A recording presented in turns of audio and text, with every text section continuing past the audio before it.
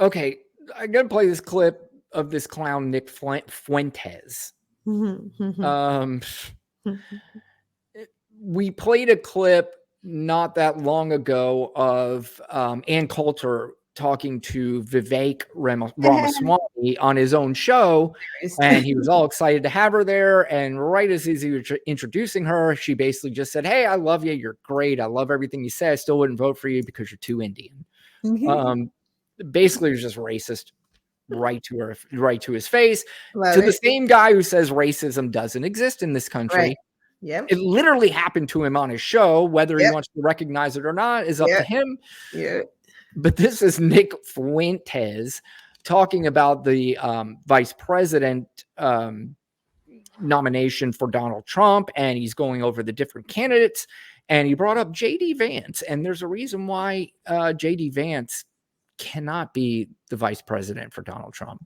It also has a non-white wife, an Indian wife, and a kid named Vivek. The Indians are getting it pretty hard on the from the far right MAGA nuts. Kids have Indian names. So it's like, what exactly are we getting here? Wait till you hear one of the names. It's very ironic. And that's not a dig at him just because I'm a racist or something. But it's like, who is this guy really? Do we really expect that the guy who has an Indian wife and named their kid Vivek is going to support white identity? Like, there's a white genocide going on in the world. White people are being systematically replaced in America and Europe through immigration and to a much lesser extent due to intermarrying. This guy has a non-white wife and a kid named Vivek. This guy is going to be a defender of white identity? I don't think so. This guy's going to defend American identity? If he does, it's going to be no better than any of these other civic nationalists like Vivek Ramaswamy. How else could you countenance American identity if you have a mixed up family like that? Well, there's Nick Fuentes. You know, it's amazing. I mean, they're going after their own. I know, and that's the other thing.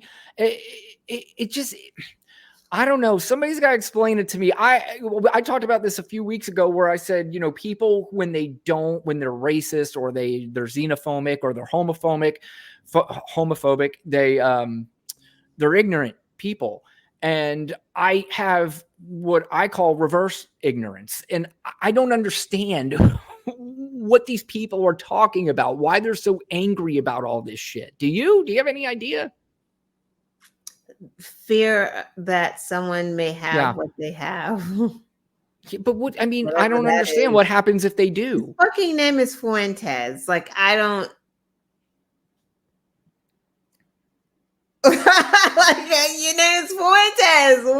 Where does that trace back to? What do you think Nick Fuentes' net worth is?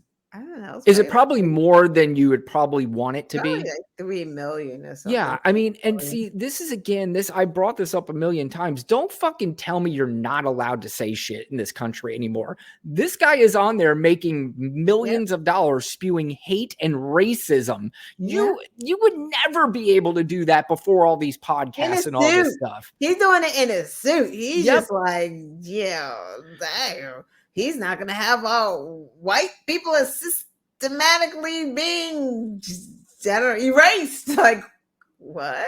And if you and I know who he is, that means a lot of, like I said, these people we were talking about earlier, the younger males listening to him and getting all psyched up into this nonsense.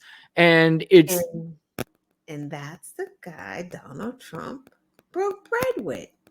And Marjorie Taylor Greene, and pretended like she didn't understand who he was after she was told, and they fucking know who he is. What else is he talking about over lunch other than white nationalism?